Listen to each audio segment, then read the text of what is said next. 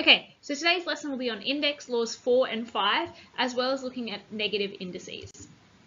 So our learning goals for today. So by the end of the lesson, you'll be able to recognize index laws 4 and 5 and apply them to whole numbers. You'll also be able to recognize index laws and use them when dealing with negative indices. Okay, so let's start off with index law 4. So index law 4 is when multiplying two or more numbers raised to a power, raise each number in the brackets to that power. So for instance, if you have a, b in brackets, so a times b in brackets, raised to the power of m, you can simplify that by writing a to the power of m and then b to the power of m. So how do we actually derive that? Because it's important in mathematics to know how we get these rules. So as you know, a, b to the power of m, if we write that out in the expanded form, it would be a, b times a, b times a, b, etc. for m amount of times, however many times that is. Another way of writing that would be a times b times a times b times a times b, etc. for m amount of times. And when we simplify that, if we got all our a's together, it becomes a to the power of m, put all our b's together, b to the power of m. So that's how we actually get that rule there. So for an example here, let's do 2y raised to the power of 2. So we know because of this law, it'll become 2 to the power of 2, y to the power of 2, and we can solve that to 4 times y to the power of 2. If we write that out in an expanded way, we know that's 2y times 2y, which is 2 times y times 2 times y, and from there we can turn that into our index notation. So 2 times 2, y times y. And that's how we get our answer there. But the index law 4 just saves us from doing all of this. We can skip those parts and just skip to our answers. So it's a way of doing it quicker. Okay, and index law 5. Index law 5 states when dividing two numbers raised to a power, raise each number in the brackets to the power. So you can see there we've got a divided by b raised to the power of m. So using index law 5, we could rewrite that as a to the power of m divided by b to the power of m. Example, we've got t divided by 4 raised to the power of 3. So the way we would rewrite that is t to the power of 3 divided by 4 to the power of 3. So that's t to the power of 3. 4 times 4 times 4 is 4 times 4, which is 16. 16 times 4 will give us 64. There we go. That's our answer there.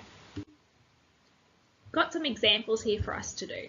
So we're told to expand the following. So a, we've got 4 in brackets c squared, a to the power of 5, close bracket, all raised to the power of 3.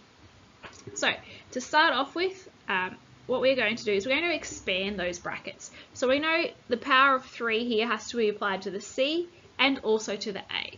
So we'll keep our 4 the same. Now c squared raised to the power of 3, we know we have to multiply our indices together. So 2 times 3 will give us 6. So c to the power of 6. And then for the a, we have to do the same thing. So we multiply our indices. So 5 times 3 will give us 15. So we can rewrite our answer there to get rid of the multiplication signs. So we've got 4 multiplied by c to the power of 6 multiplied by a to the power of 15. So that's our answer there.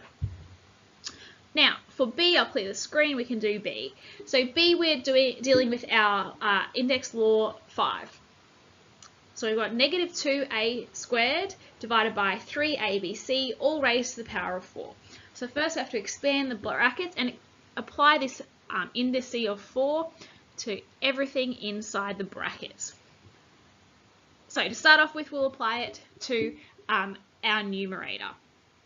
So that's negative 2, and we're going to apply that to the power of 4. And then the a squared, we're also going to apply the power of 4 as well. And remember, we have to multiply our indices together. So 2 times 4 will give us 8. It becomes a to the power of 8. At the bottom, it'll become 3 to the power of 4, b to the power of 4, c to the power of 4. And from there we can actually, don't forget equal signs, from there we can actually solve that a bit more. So we can do negative 2 negative 2 raised to the power of 4. So that means negative 2 times negative 2 times negative 2 times negative 2. So negative 2 times negative 2 will give us positive 4. Positive 4 times negative 2 will give us negative 8. Negative 8 times negative 2 will give us a positive 16. So we'll get 16a to the power of 8 for our numerator. For our denominator, we can do 3 to the power of 4, which means 3 times 3 times 3 times 3. So 3 times 3 is 9. 9 times 3 is 27. 27 times 3 is 81. So we'll have 81 b to the power of 4, c to the power of 4.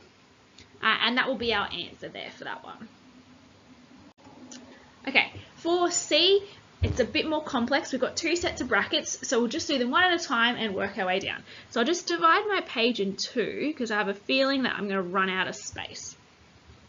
So we'll deal with the first bracket. So the first bracket says b squared multiplied by y cubed divided by c, and all of that is raised to the power of 3. So again, the first thing I'm going to do is raise everything in that bracket to the power of 3. So b, multiply my indices, 2 times 3 will give me 6. Y, 3 times 3 will give me 9. So 9. I'll write that again because for some reason that doesn't like me. B is 6. Y 9. C cubed. So that's my first bracket there.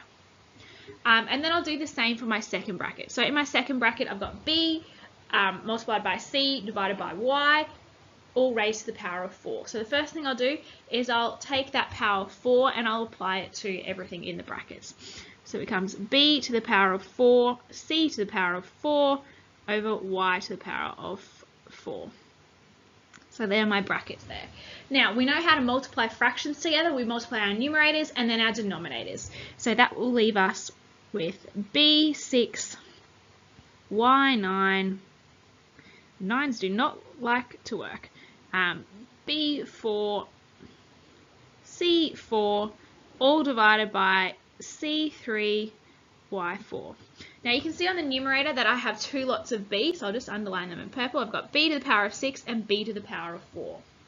So I can actually simplify that further. So if we think back to the index laws that we learned way back, index law 1 and 2 is when we learned about how to do these multiplication and division. We know we can just add those indices together. So that will become b to the power of 10, because 6 plus 4 is 10, y to the power of 9, c to the power of 4, that's an equal sign by the way, all divided by c to the power of 3, y to the power of 4. Now you can see in our numerator and our denominator we have y's and c's. So from there again we can simplify, and using those index laws 1 and 2 we know we have to take away. So the b10 can stay the same. The y, we're going to do 9 take 4, which will leave us with 5. And for c we're going to do 4 take 3, which will leave us with 1, so just c. So our answer then will be b to the power of 10, y to the power of 5, c. And that is our final answer there. Okay, so we'll look at some negative indices now.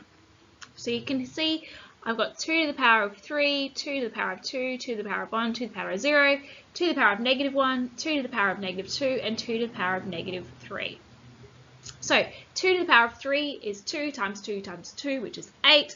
2 to the power of 2 is 2 times 2, which is 4, and so on. So you can see here my answers actually are divided by 2 each time. So 8 divided by 4, 8 divided by 2 is 4.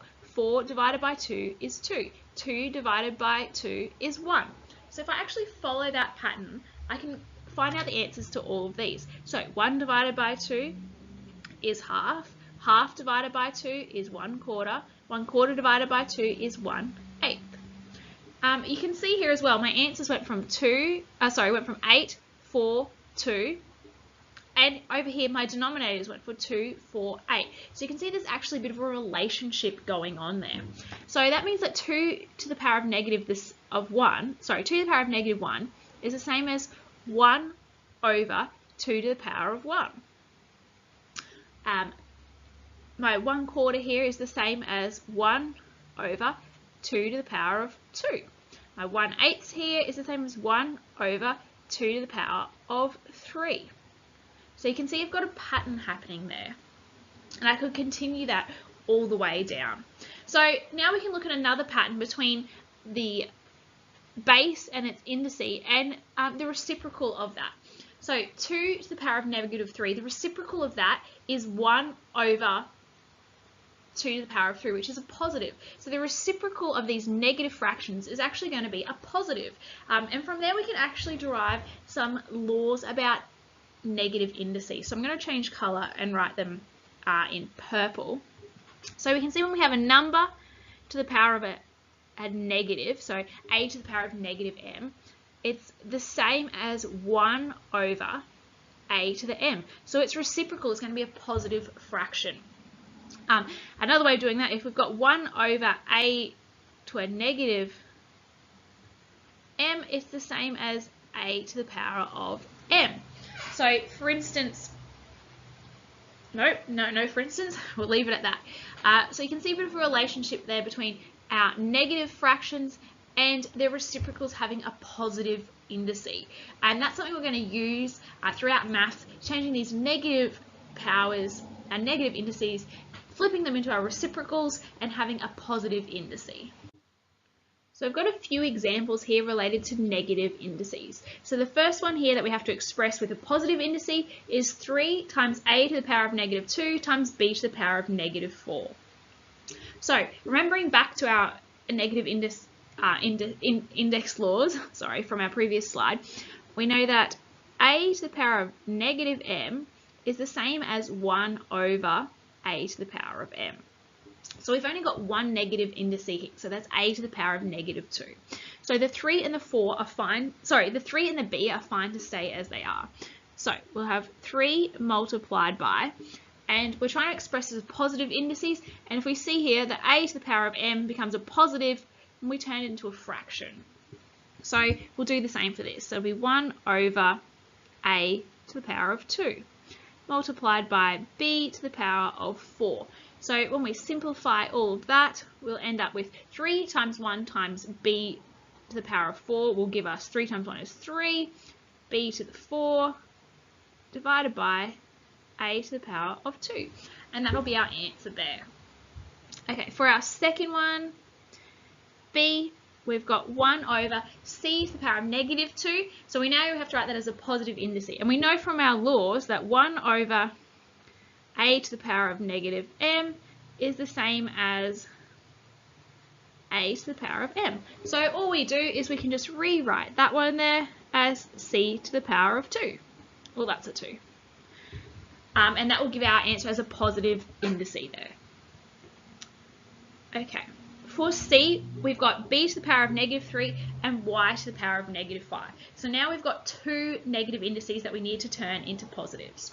So the way I would write this is I'd kind of break it up a bit so we can see. So that's the same as saying b power of negative 3 multiplied by 1 over the power y to the power of negative 5. Because if we were to multiply that together, we'd get our original equation. And from here, it's just a little bit easier to turn it into positive indices. So we know, and that's b over 1, sorry. So we know to turn these into positives, we kind of just have to flip them over. So we'll end up with 1 over b to the 3 multiplied by y to the power of 5, 1. And then we can simplify our fractions there, and that leaves us with y to the power of 5 divided by b to the power of 3. So there we have both, now we have both of those numbers with positive indices. Clear that off again. And d. So for d, we have 5 divided by a to the power of 3, y to the power of negative 4. So what we're going to do then is we need to get this negative 4 here into a positive number. And we know that 1 over a to the negative m is the same as a to the m. Our answers will be the same then. So we'll simply have 5 y to the 4 and a to the power of 3 here, because we know that our a can just stay where it is. So our answer will be y to the power of 4 divided by a to the power of 3. Okay, and our final two examples, we've got negative 5 divided by 3 to the power of negative 2. Oh, why am I in purple? Oh, sorry, I'll just clear that and try in black. So for E, I've got -5 over 3 to the power of -2. So I know if I do the reciprocal of 3 to the power of -2, I'll have a positive indice. So that leaves me with -5 multiplied by the reciprocal, which is 3 to the power of 2. From there, I can solve that further. So -5 times 3 to the power of 2, which is 3 times 3, which is 9. -5 times 9, a negative times a positive will give me a negative number. -45 will be my answer there. And our last one, F, we've got 2 divided by 3 raised to the power of 4. So we just learned from our index laws that we have to apply that -4 to everything in the brackets. So it becomes 2 to the power of -4 divided by 3 to the power of -4. So another way of writing that is 2 to the power of -4 over 1 multiplied by 1 over 3 to the power of -4. From there, I'm just going to do the reciprocal of both of those fractions so that I have positive indices, and that will leave me with 1 over 2 to the power of 4 multiplied by 3 to the power of 4 over 1, and from there I can solve that multiplication by multiplying my denominators and my numerators together, which I'll carry on over the side of the page. So 1 times 3 to the power of 4 is just 3 to the power of 4 over 2 to the power of 4. And I can solve that. So 3 to the power of 4 is 81, and 2 to the power of 4 is 16. And that will be my answer there. So that's all I've got for today's lesson. Make sure you've watched this video carefully, you've taken notes, worked through the examples we've worked through the examples, you've copied some down, have a go at doing them in the textbook, and remember, if you need help, make sure you do come and ask me.